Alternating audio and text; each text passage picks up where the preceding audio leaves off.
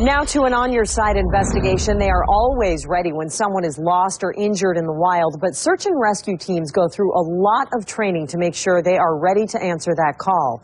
On-your-side investigator Tom Jensen was the only local reporter to go behind the scenes with search and rescuers as hundreds of them prepared themselves for the tasks ahead.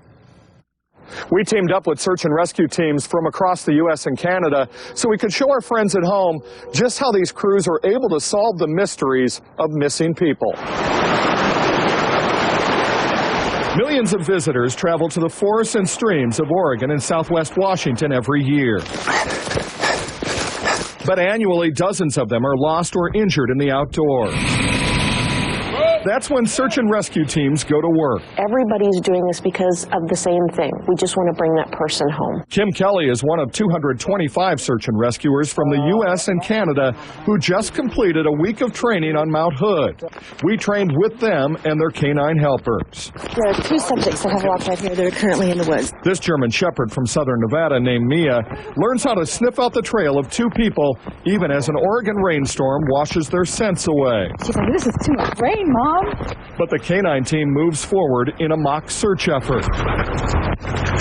Incredibly, the dog's innate intuition helps her find the subject's scent, and she begins giving her handler subtle clues that she is on the trail. So knowing your dog and knowing your dog's cues is essential. It's 90% of what a handler has to learn. One of the dogs has just been given the scent of this man who could be a lost hunter or hiker under a tarp here, and we'll see in just a couple of seconds whether or not the dog can find him. Remarkably, both dogs find their subjects in a matter of minutes, even though neither has trained or conducted a real search in this kind of rain before. How are you feeling?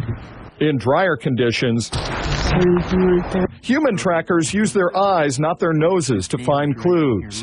Talk about a needle in a haystack. We have to find some kind of an indent to mark where the back of the heel is. They piece together a person's footsteps across a forest carpeted with pine needles. Where's the toe on that one? I have always been into puzzles, and this is like the grand puzzle. And along the Sandy River, search and rescue dive teams pull on their wetsuits so they don't become casualties themselves during water rescue missions. You're not trying to throw the rope to a person, you're trying to throw it past them and land it on top of them. Transfer the load and we'll Meanwhile, the men and women who provide transportation to crews in the rugged terrain learn how to pull themselves and others out of trouble. For search and rescue crews, these are more than just vehicles. These are vital pieces of equipment, and they have to make sure that they're using them correctly.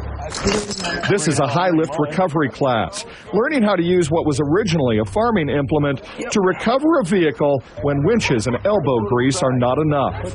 The trainer stresses safety. So this training not only could save somebody's life out there in the general public, but save their own life if they know they're doing it right. Absolutely, yeah, because this is a manual effort, that's for sure. Meanwhile, in a converted bus outside the resort on the mountain, a local company, Fleer from Tigard, teaches search and rescue teams how to use the latest thermal imaging cameras to find someone even as far away as 5 miles. The technology, training, and time put in by these crews is especially crucial for some of our most vulnerable citizens.